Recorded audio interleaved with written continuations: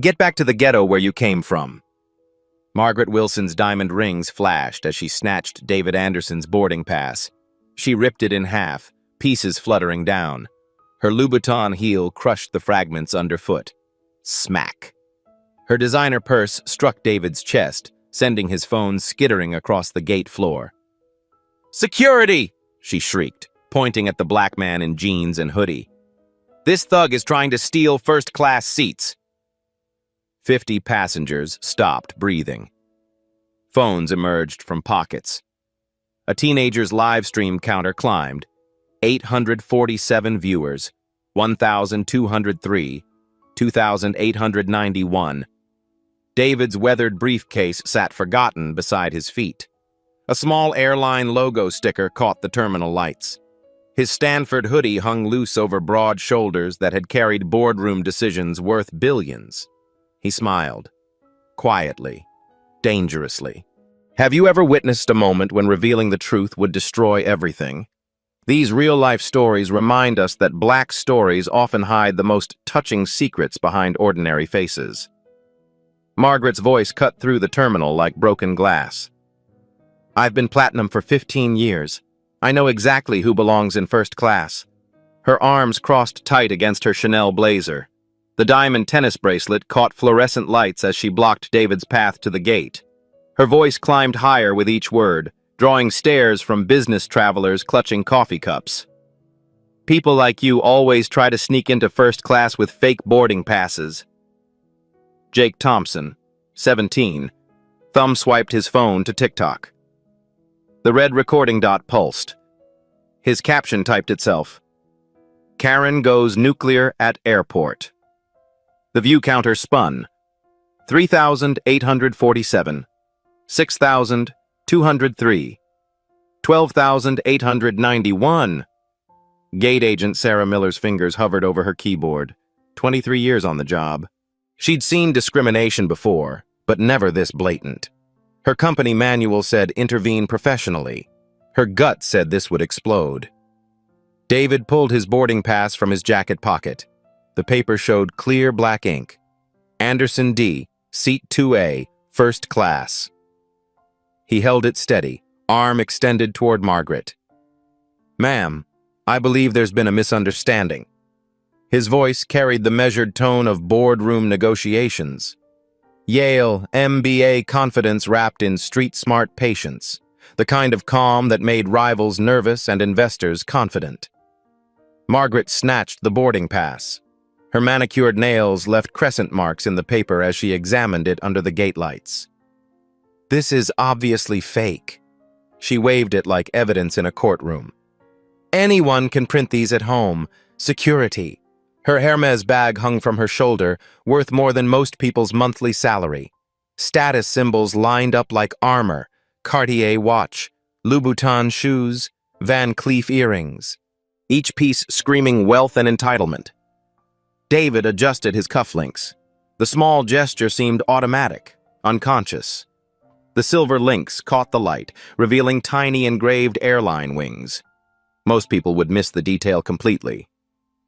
"Ma'am, I understand your concern about seat assignments." David's tone never shifted. Professional, measured, deadly patient. "Perhaps we can resolve this without involving security." Jake's phone buzzed with notifications. Comments flooded his live stream faster than he could read them. "This lady is insane." "Bro, this is getting viral. Someone needs to stop her." "Record everything." Margaret's face flushed red beneath her foundation. "Don't you dare tell me how to handle this situation. I'm calling my lawyer if this airline doesn't remove you immediately." She pulled out her iPhone, fingers stabbing at the screen. Her platinum status app glowed with elite badges and upgrade certificates. 15 years of loyalty rewards, first-class lounges, priority boarding, respect. "I demand to speak with a manager, now." Business traveler Robert Brown shifted uncomfortably 3 gates away. His wireless earbuds couldn't block Margaret's escalating volume. Other passengers turned their heads, some filming discreetly, others quickly looking away.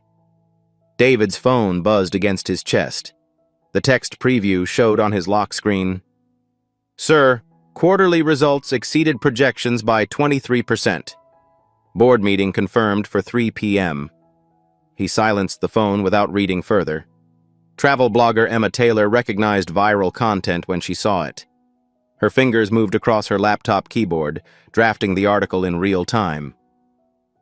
Airport discrimination goes viral when privilege meets reality. The story would write itself. Margaret spotted Emma typing. "Are you recording this?" "Good. Document how this airline allows criminals to impersonate first-class passengers." She turned back to David, pointing a manicured finger at his chest. "I don't care what fake documents you show me. Security will sort this out when they see what you really are." David reached into his weathered leather briefcase. The bag looked out of place among the designer luggage scattered around the gate. Worn edges, scratched hardware, working man honest. Inside, folders organized with military precision, legal documents, financial reports, and something else. He pulled out a simple business card. White cardstock, navy blue lettering, nothing flashy. "Miss Wilson, before security arrives, perhaps you'd like to reconsider your accusations." Margaret barely glanced at the card. "I don't need to see fake business cards. Anyone with a printer can make those." Jake's live stream hit 50,000 viewers. The comments section exploded. "Plot twist incoming. She's about to get owned. This man is too calm. Something's up. Why is he smiling?" David's smile widened. Not cocky, not angry, something far more dangerous, patient. Sarah Miller watched from behind her gate podium. Her training said follow protocol. Her instincts said this man wasn't what he appeared. The way he stood, the quiet confidence, the expensive briefcase disguised as working-class leather. Margaret's phone rang. Her lawyer's office. "Yes, I need immediate legal assistance. There's a situation at the airport involving fraud and—" She paused, studying David's face. Something in his expression made her voice falter. David opened his briefcase wider. More documents became visible. Official letterhead, corporate seals, numbers with lots of zeros. David opened his briefcase wider. More documents became visible. Official letterhead, corporate seals, numbers with lots of zeros. "Miss Wilson," he said quietly, "I think you should take that call." Shift manager Tom Davis arrived at a half-jog, his polyester uniform wrinkled from the sprint across 3 terminals. 26 years with the airline. He'd handled drunk passengers, medical emergencies, even a bomb threat in 09. But live-streamed discrimination? That was new territory. What seems to be the problem here? Tom's eyes swept the scene. Designer-dressed white woman, casually dressed black man, 50 phones recording. His management training kicked in, de-escalate, document, defer to policy. Margaret pounced. "This man is attempting to board first class with fraudulent documentation. I demand immediate security intervention." Her voice carried the authority of someone accustomed to being obeyed. Country club committees, charity board meetings, spaces where her word became law. Tom studied David's boarding pass under the gate lights. The paper looked legitimate. Airline watermarks, proper barcodes. But appearances meant nothing in airport security. "Sir, if there's any confusion about seating assignments, we can verify your ticket at customer service." The assumption hung unspoken in the terminal air. Margaret's Hermes bag versus David's hoodie. Status versus suspicion. Tom's unconscious bias tilted toward wealth and whiteness. David remained motionless. "I'm happy to resolve this professionally." Jake's live stream exploded past 75,000 viewers. His phone overheated from processing the comments flooding his screen faster than humanly readable. The algorithm pushed his content to trending feeds across 3 time zones. "Security to Gate 12. Security to Gate 12. The announcement echoed through the terminal's curved ceiling. Passengers at neighboring gates turned their heads. Some approached with phones raised. Others hurried past, avoiding the brewing controversy. Officers Mike Johnson and Lisa Williams responded within 90 seconds. Both carried the granite expressions of airport security veterans, post-9/11 training, terrorism alerts, suspicious passenger protocols. Margaret felt vindication surge through her chest. Officers, this individual is attempting to board first class illegally. I've documented everything. She held up her phone, recording at 4K resolution. Her platinum status meant airline loyalty. Her word meant credibility. Her skin color meant assumption of honesty. Mike Johnson examined David's identification. Texas driver's license, clean record. No outstanding warrants. The documents appeared legitimate, but protocol demanded verification. Sir, we need to step aside for additional verification procedures. David nodded calmly. Of course. Would you prefer to verify my identity through standard channels or executive protocols? The question seemed innocent, almost casual. But something in David's tone made Officer Williams pause. Executive protocols? That terminology belonged to corporate security briefings. Customer Service Manager Kevin Brown arrived, summoned by Tom's urgent radio call. Kevin's tablet displayed the passenger manifest in real time. Anderson, D-Seat 2A. Paid in full. No flags or alerts. But the crowd kept growing, and cameras kept recording. Ground Operations Chief Patricia Miller pushed through the gathering crowd, her radio crackling with updates from terminal control. Flight 447 showed a 27-minute delay. Passengers grew restless. Social media mentions spiked. What's the holdup here? Patricia's question carried supervisory weight. 15 years climbing airline corporate ladders. She knew crisis management meant controlling narratives before they controlled you. Margaret sensed support arriving. Thank God. Someone with authority. This man needs to be arrested for attempted fraud. Her confidence peaked. Multiple officials, security backup, documented evidence. The system would vindicate her platinum status and protect her first-class sanctuary. Jake's live stream hit 125,000 viewers. Comments scrolled like digital waterfalls. This is insane. Airport Karen final boss battle. Plot twist coming. I can feel it. Why is he so calm? Someone's about to get owned, travel blogger Emma Taylor typed furiously, crafting real-time updates for her 50,000 Twitter followers. Airport discrimination stories generated massive engagement. Her article preview already showed promising click-through metrics. Captain James Wilson emerged from the aircraft jetway, drawn by radio chatter about gate delays. 22 years flying commercial routes. He'd seen passenger disputes before, but never with this level of media attention. Margaret spotted the captain's stripes and felt ultimate vindication approaching. Captain! Thank you for coming. This passenger is attempting to board illegally. Captain Wilson studied the scene with pilot precision. Uniformed officers, management personnel, viral recording, corporate liability multiplying by the minute. David made a quiet phone call, speaking barely above a whisper. Yes, there's a situation at Gate 12. Handle it discreetly, but be prepared for full escalation. His tone carried boardroom authority disguised as casual conversation. The kind of call that moved corporate mountains while sounding like dinner reservations. Margaret's triumph felt complete. Security, management, captain, documentation. Her 15 years of loyalty would be rewarded. The system would protect her rightful place.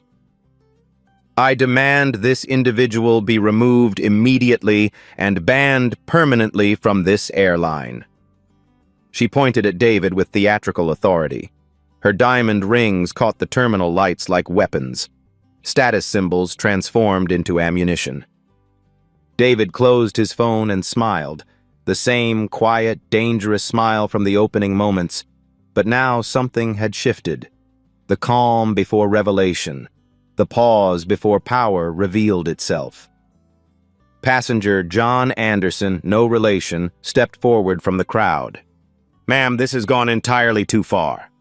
His voice carried military authority. Marine Corps bearing. The kind of moral courage that spoke truth regardless of consequences. Mother Susan Davis covered her twins' ears, shielding them from the escalating confrontation. Her children stared wide-eyed at the adult drama unfolding in their safe airport space. Elderly veteran Robert Taylor leaned heavily on his walking cane, watching the younger generation's response to injustice. Korea, Vietnam, civil rights marches. He'd seen this before. "Son," he called to David, "you don't deserve this treatment." The crowd murmured agreement. Phones continued recording. Social media algorithms pushed the content toward viral infinity. Margaret felt the tide shifting but doubled down. "Don't let this crowd intimidate you into poor decision-making. I know fraud when I see it." David opened his briefcase once more. This time his movements carried ceremonial weight, like a lawyer presenting closing arguments, like a CEO revealing quarterly results. David opened his briefcase once more. This time, his movements carried ceremonial weight, like a lawyer presenting closing arguments, like a CEO revealing quarterly results, like someone about to change everything. David's fingers moved with surgical precision. No rushing, no drama. The calm of someone who owned the room without anyone knowing it yet. He pulled out a leather document folder, navy blue. Embossed gold lettering barely visible from distance. Official. Expensive. The kind of folder that contained life-changing information. From inside, he extracted a single business card. White cardstock. Navy typography. Simple. Elegant. Devastating. He handed it to Security Officer Mike Johnson. Mike's face drained of color instantly. The card trembled in his fingers as he read the text once, twice, 3 times. His partner Lisa Williams leaned over to see. Her mouth fell open. David Anderson, Chief Executive Officer. Skyline Airways Corporation. The same airline logo that decorated every surface around them. The wings David wore on his cufflinks. The company whose first-class cabin Margaret was demanding to protect. "Oh my God," Officer Williams whispered. Shift manager Tom Davis grabbed the card from Mike's frozen hands. His 26 years of experience evaporated in 3 seconds. His face went white, then green, then something approaching purple. "Mr. Anderson, sir, I am so deeply, profoundly sorry." His voice cracked on every syllable. Career-ending sorry. Lawsuit preventing sorry. The kind of apology that meant lawless years of employment just became a memory. Customer Service Manager Kevin Brown recognized the name instantly.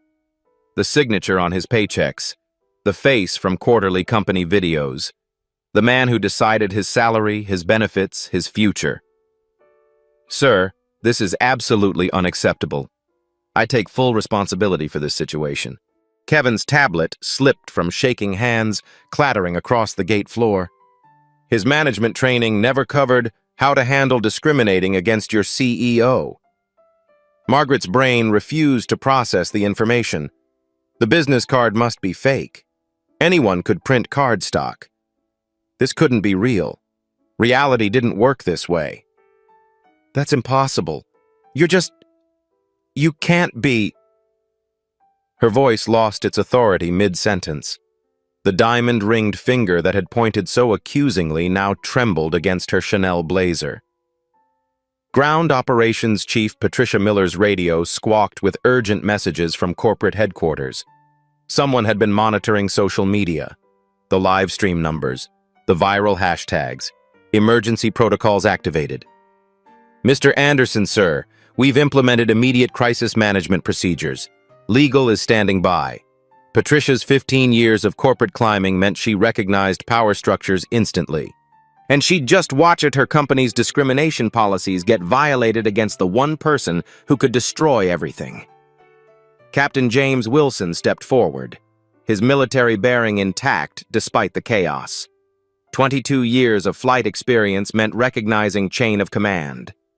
Even in civilian clothes, David carried unmistakable executive authority. "Mr. Anderson, I had no idea you were on my flight." The captain's salute was instinctive, professional, respectful. The gesture that transformed speculation into confirmation for every recording phone in the terminal. Margaret watched the salute in slow motion. Her 15 years of platinum status, her country club confidence, her assumption of superiority, everything crumbled like her torn boarding pass fragments.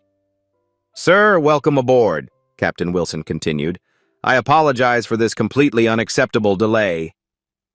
Jake's live stream erupted past 200,000 viewers. The comments section moved too fast for human comprehension. "Plot twist of the century! He's the actual CEO! Karen just discriminated against her own airline's boss. This is better than Netflix. Screenshot this moment." Travel blogger Emma Taylor's fingers flew across her keyboard, rewriting her article in real time. Airport Karen discriminates against airline CEO would become her most viral piece ever. Book deals, speaking engagements, career-defining content. David remained perfectly calm. No gloating, no anger. The quiet power of someone accustomed to boardroom nuclear bombs disguised as afternoon conversations. "Thank you, Captain Wilson. Unfortunately, we have a more pressing situation to address first." He turned toward Margaret with the measured attention of quarterly board meetings, the look that decided billion-dollar acquisitions and executive terminations. "Miss Wilson, I believe we need to have a conversation." Margaret's mouth opened and closed without sound. Her Hermes bag suddenly felt heavy. Her diamond jewelry looked gaudy under terminal fluorescence. Her platinum status meant nothing to someone who owned the entire airline. Corporate staff materialized from nowhere. HR Director Linda Thompson emerged from an executive elevator, moving at sprint walking pace. Legal counsel Mark Davis connected via emergency video conference on Patricia Miller's tablet. "Sir, we've activated full crisis management protocols," Linda announced breathlessly. "Whatever you need, we're prepared to implement immediately." The crowd of recording passengers pressed closer. Phones captured every angle. TikTok, Instagram, Twitter, Facebook. The story spread across platforms faster than airport security could contain it. Elderly veteran Robert Taylor chuckled softly, leaning on his walking cane. "Son, I've seen a lot of injustice in my time. But watching justice reveal itself? That never gets old." Business traveler John Anderson shook his head in amazement. "Ma'am, you just discriminated against the person who signs everyone's paychecks here." Mother Susan Davis finally uncovered her twins' ears. This had become a teachable moment about assumptions, consequences, and the power of quiet dignity. Margaret's hands shook as reality crashed over her like freezing water. The man she'd called a thug owned the company. The ghetto comment had been directed at someone worth billions. Her 15 years of loyalty looked pathetic compared to his ownership stake. I didn't know. This is just a misunderstanding." Her voice came out as a whisper. The authority, the entitlement, the racist confidence had evaporated like morning fog. David smiled that same quiet, dangerous smile. But now everyone understood what it meant. Power revealing itself never needed to shout. "Miss Wilson, there's something else you should know." David opened the second compartment of his briefcase. Inside lay documents that would reshape everything Margaret thought she understood about power, ownership, and consequence. "You weren't just discriminating against a passenger, Ms. Wilson." His voice carried boardroom precision, the tone that announced quarterly earnings to Wall Street analysts, that terminated executives with surgical efficiency. You were discriminating against someone who owns 67% of this airline. The ownership documents emerged like evidence in a federal trial. SEC filings, stock certificates, legal papers with enough zeros to fund small nations. Skyline Airways Corporation, majority shareholder, Anderson Holdings, LLC. Margaret's Cartier watch felt suddenly heavy on her wrist. Her Van Cleef earrings seemed to burn against her skin. 15 years of platinum status versus $2.3 billion in controlling interest. The mathematics of power had shifted beyond comprehension. HR Director. Linda Thompson's phone buzzed with emergency alerts. Federal discrimination statutes. Title VII violations. Corporate liability assessments running in real time through legal algorithms. Sir, we're implementing immediate remediation protocols. Her voice carried the efficiency of someone watching their company's legal exposure multiply by millions with each passing second. David pulled out his tablet, swiping through financial reports with the casual expertise of someone who lived in spreadsheets and profit margins. Miss Wilson, let me share some relevant data points. His finger traced revenue figures that made Margaret's platinum spending look like pocket change. This airline generates $847 million annually. Our reputation drives market valuation of $4.2 billion. Public discrimination incidents have cost comparable companies 15 to 23% market value within 72 hours. The numbers hung in the terminal air like digital guillotines. Stock prices, federal fines, shareholder lawsuits, corporate reputation measured in billions, destroyed in minutes. Federal Title VII violations carry penalties up to $300,000 per incident. With 47 witnesses and multiple recordings, this represents significant legal exposure. Margaret's face went ashen. Her lawyer husband handled real estate contracts, not federal discrimination law. This was beyond country club politics and charity board disputes. I was just following security protocols. Actually, you violated 8 specific company policies. David's fingers moved across his tablet screen, displaying internal corporate documentation. Section numbers, policy violations, compliance failures outlined with corporate precision. Customer Service Standards Protocol 3.2, zero tolerance for passenger discrimination based on race, religion, or economic appearance. Linda Thompson winced. Her HR training covered these policies extensively.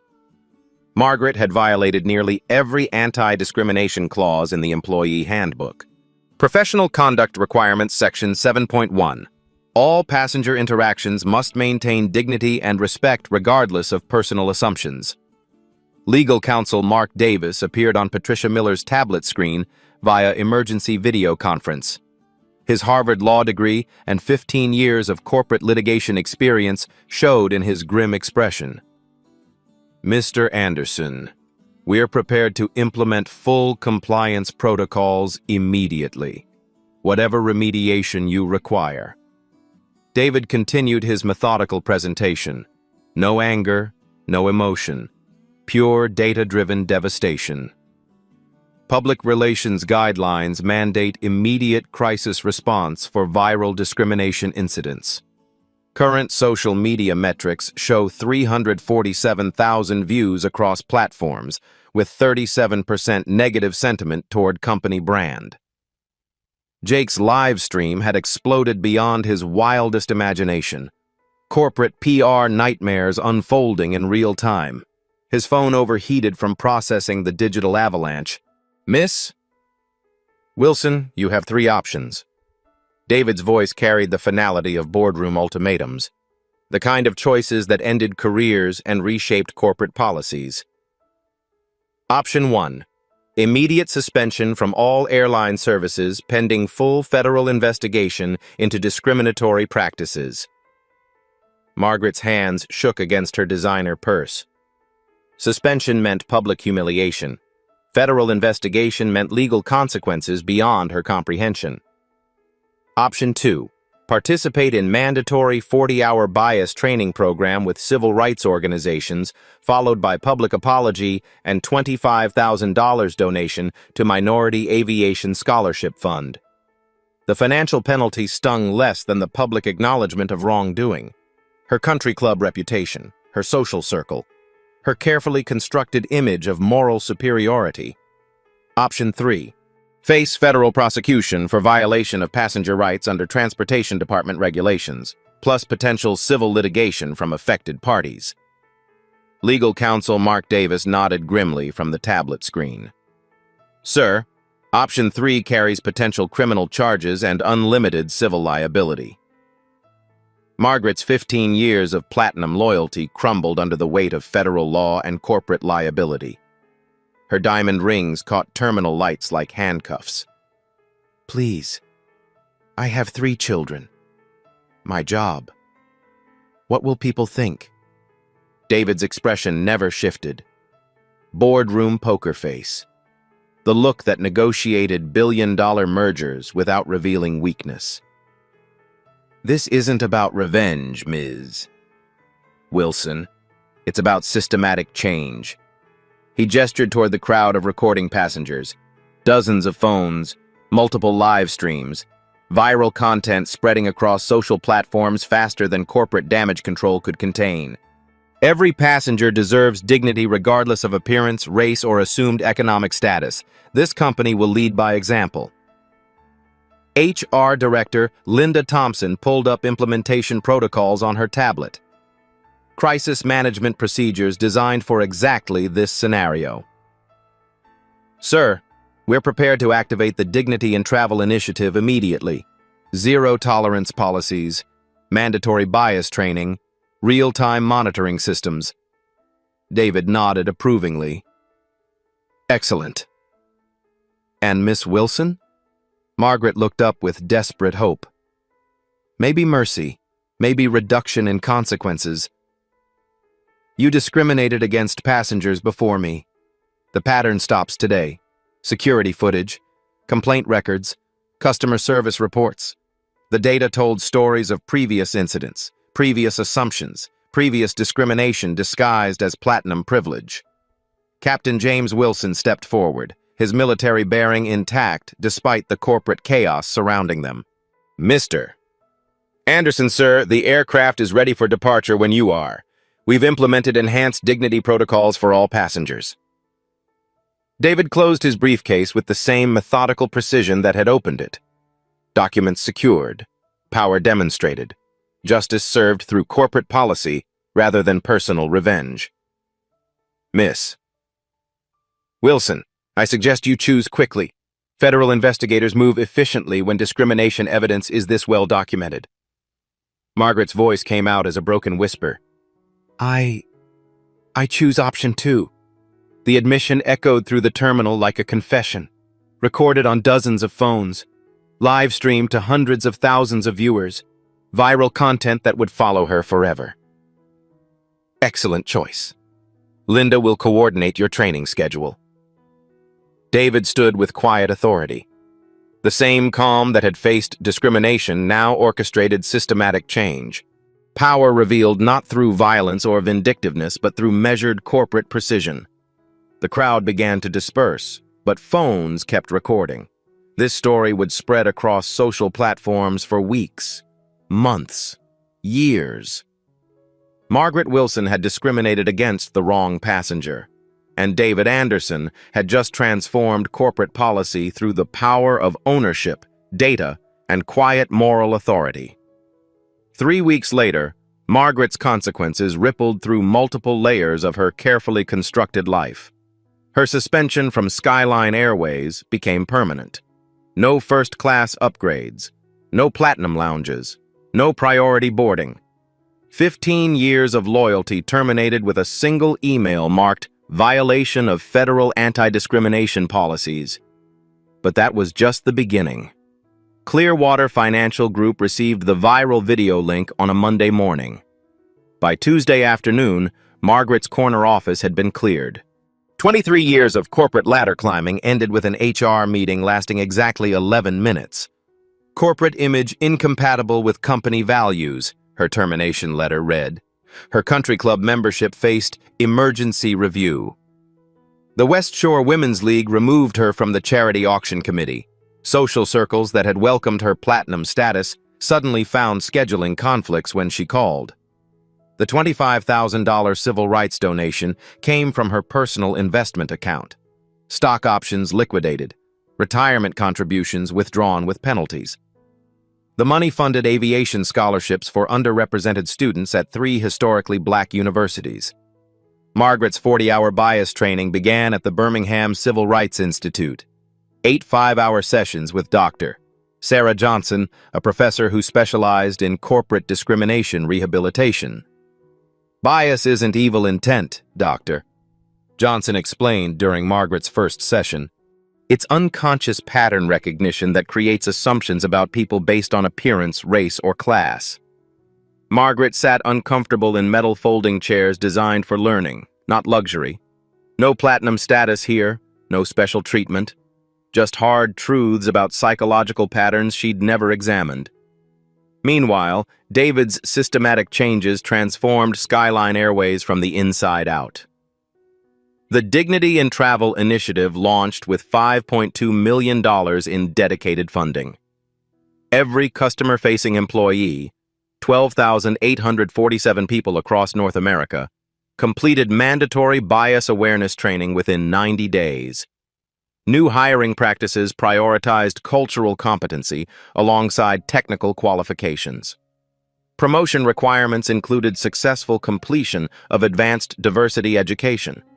Performance evaluations measured inclusion metrics with the same weight as sales targets. Technology solutions emerged from corporate innovation labs. The Dignity Watch app allowed passengers to report discriminatory treatment in real time. Anonymous submissions triggered immediate management review and response protocols. AI-powered analysis monitored customer complaints for patterns suggesting bias. Monthly reports tracked discrimination incidents across all airport locations, with data transparency published quarterly on the company website. Zero tolerance meant zero exceptions. 3 gate agents, 2 security contractors, and 1 shift manager lost employment within the first month, not for malicious intent, but for unconscious bias that violated newly clarified standards. Employee response surprised corporate leadership. Instead of resistance, staff embraced the clarity. Clear policies meant confident decision-making. Defined standards eliminated gray areas and individual interpretation. Customer satisfaction scores improved by 34% among minority passengers within 60 days.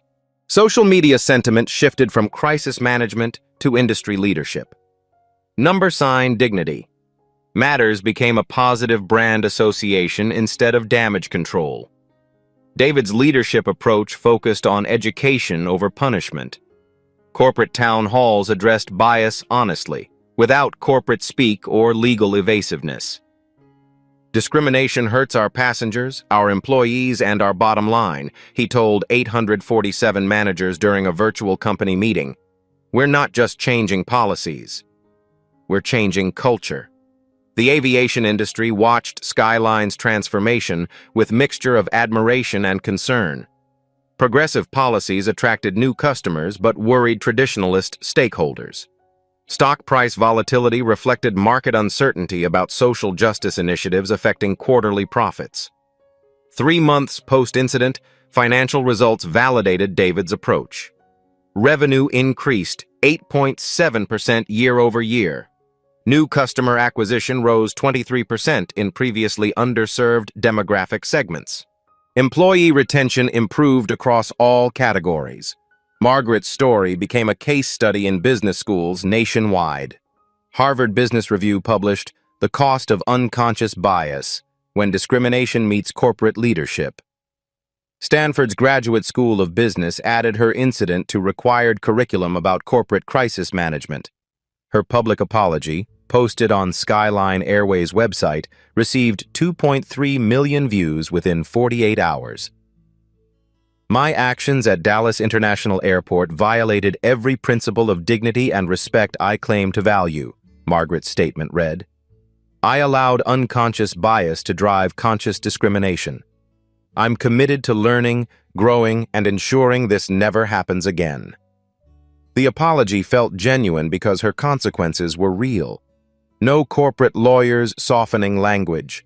No public relations firms crafting sympathy angles. Just accountability wrapped in humble acknowledgement. 6 months later, Margaret completed her bias training certification. Dr. Johnson's final evaluation noted significant progress in recognizing unconscious patterns and developing intervention strategies. Margaret began volunteering with the Birmingham Civil Rights Institute, leading corporate bias workshops for executives who'd made similar mistakes. Her story became a teaching tool rather than just a cautionary tale. I thought my platinum status meant something, she told a room of C-suite executives during her first presentation. But true status comes from treating every person with dignity, regardless of their appearance or your assumptions. The workshops generated waiting lists. Executives recognized the liability their own unconscious biases created. Margaret's experience provided concrete examples of consequences that extended far beyond viral embarrassment. David established the Anderson Aviation Scholarship Program with $2 million in personal funding. 43 students received full college funding for aviation careers. The first graduating class would enter the industry with built-in bias awareness and commitment to inclusive practices. Skyline Airways became the first major airline to achieve federal certification for discrimination prevention programs. The Transportation Department's Dignity in Travel seal appeared on every aircraft, marketing material, and corporate communication. Other airlines adopted similar policies. United launched Respect at 30,000 feet. American Airlines introduced Dignity Departure Protocols. Delta developed Inclusive Skies Initiative. Industry-wide change stemmed from one moment of viral discrimination and one executive's decision to transform crisis into systematic reform. Jake Thompson's original TikTok video reached 4.7 million views. His follow-up content tracked Skyline's policy changes and Margaret's rehabilitation journey. Social media platforms featured his documentation of corporate accountability in action. Travel blogger Emma Taylor's article series, From Discrimination to Dignity, won the Aviation Journalism Award for social impact reporting. Her book deal advanced the conversation about bias in travel industry customer service. The incident's legacy transcended viral entertainment. Federal transportation regulations adopted elements of Skyline's dignity in travel protocols. Congressional hearings examined discrimination in commercial aviation. Policy changes protected passengers across all airlines, not just David's company. Margaret's transformation felt genuine because her consequences demanded authentic change. No shortcuts, no privilege protecting her from accountability. Real learning replacing performative apology. David's leadership demonstrated that power wielded wisely created systematic change lasting beyond individual moments. Corporate policy became social justice tool when executives chose education over retaliation. The airport gate where everything began now featured a plaque. Dignity in travel begins with every interaction. 47 words that reminded staff and passengers alike. Assumptions have consequences, and change starts with courage to confront bias honestly. 2 years after the viral incident, David Anderson's leadership philosophy had reshaped more than airline policy. His measured response to discrimination became a Harvard Business School case study taught across 3 continents. Corporate executives flew to Atlanta specifically to observe Skyline Airways training programs. The Dignity in Travel initiative generated $847,000 in consulting revenue as other companies licensed their bias prevention protocols.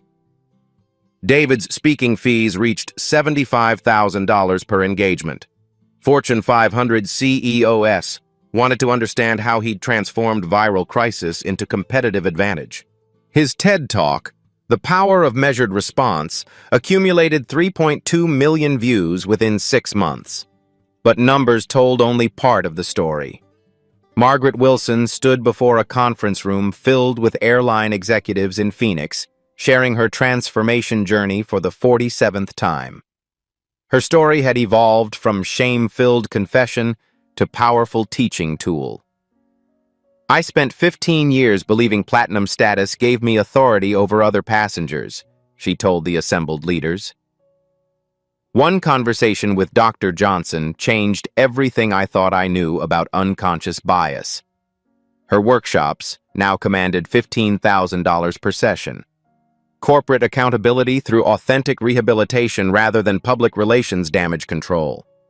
Companies discovered that genuine change created stronger brand loyalty than performative apologies. Margaret's children, initially devastated by their mother's viral infamy, now spoke proudly about her commitment to education and growth. Her teenage daughter volunteered with the Birmingham Civil Rights Institute. Her twin sons participated in school diversity programs.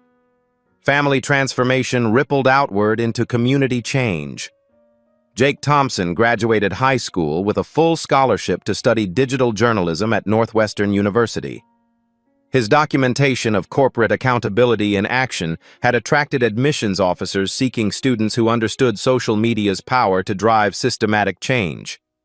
His follow-up series, From Viral to Victory, tracked how other discrimination incidents led to policy reforms across industries. Restaurant chains, retail corporations, housing agencies. His platform became a resource for victims seeking justice through strategic documentation. Travel blogger Emma Taylor's book, Dignity at 30,000 Feet, How One Airport Incident Changed Aviation Forever, reached bestseller status in business and social justice categories. Speaking engagements, documentary options, academic appointments. Her success demonstrated how journalism committed to truth-telling rather than clickbait entertainment could build lasting careers while driving social progress. The Anderson Aviation Scholarship Program had graduated 127 students into airline careers. Pilots, mechanics, air traffic controllers, customer service managers. Each graduate carried bias awareness training into their professional roles. Industry diversity statistics showed measurable improvement. Minority representation in aviation leadership increased 34% across participating airlines. Customer satisfaction scores among underrepresented passengers reached all-time highs. David's personal legacy transcended corporate metrics. His decision to choose education over retaliation had inspired systematic change reaching far beyond one airline's policies. Federal transportation regulations now required anti-discrimination training for all customer-facing aviation employees. The dignity in travel protocols became industry standard rather than competitive advantage. Congressional testimony from discrimination victims led to expanded passenger rights legislation, legal recourse for bias-based mistreatment, financial penalties for companies failing to address systemic problems. David's approach proved that individual leaders could catalyze social justice through strategic use of corporate power. Margaret's rehabilitation journey inspired similar programs across multiple industries. Corporate bias training evolved from legal compliance checkbox to genuine cultural transformation tool. Psychology research validated her experience. Unconscious bias could be recognized, interrupted, and redirected through proper education and accountability structures. Change was possible when consequences demanded authentic growth. The original viral video remained online as historical documentation. Comments sections evolved from outrage and entertainment to educational discussion about bias recognition and intervention strategies. Social media algorithms had initially promoted the content for engagement and advertising revenue. Over time, the platforms recognized its educational value and featured it in bias awareness curricula. Technology companies developed discrimination reporting apps based on Skyline's Dignity Watch model. Real-time bias incident tracking became standard customer service protocol across industries. David's quiet leadership style influenced a generation of executives facing social justice challenges. Measured response over reactive defensiveness. Data-driven solutions over emotional retaliation. Systematic change over individual punishment. His example demonstrated that true power meant using authority to create lasting positive impact rather than temporary personal satisfaction. These touching stories of transformation reminded viewers that real-life stories often began with moments of crisis that revealed character. David's grace under pressure, Margaret's willingness to learn and grow, Jake's commitment to documentation and justice. Black stories in corporate America carried special weight when they demonstrated excellence, dignity, and strategic thinking under discriminatory pressure. David's leadership provided representation that inspired other minority executives facing similar challenges. The incident's legacy lived in policy changes protecting millions of passengers, bias training programs educating thousands of employees, scholarship opportunities creating more inclusive industries. Individual moments of courage could reshape systems when leaders chose wisdom over revenge. Have you witnessed discrimination in travel, workplace, or public spaces? Your voice matters in creating accountability. Document everything. Photos, videos, witness contact information. Evidence drives justice more effectively than outrage alone. Report strategically. Contact company leadership, regulatory agencies, and civil rights organizations. Multiple pressure points create faster response. Support victims. Amplify their voices without speaking over them. Offer to serve as witnesses. Challenge bias in your own circles. Demand systematic change. Push for training programs, policy reforms, and accountability measures. Individual consequences matter less than lasting cultural transformation. Lead by example. Whether you're managing teams, serving customers, or raising families, your choices about dignity and respect ripple outward into community change. Share your stories of overcoming bias in the comments below. Tag someone who handles conflict with grace and wisdom. Screenshot your favorite moment from this story and post it with #DignityMatters. Subscribe and hit notifications to see more life stories that prove ordinary people can create extraordinary change through courage, documentation, and strategic action. When you witness discrimination, will you be a silent bystander or an active ally? The choice you make defines not just your character, but the kind of world we're building together. These real-life stories remind us that change starts with courage. The courage to speak up, stand up, and step up when it matters most. Your voice, your vote, your choice. Make it count.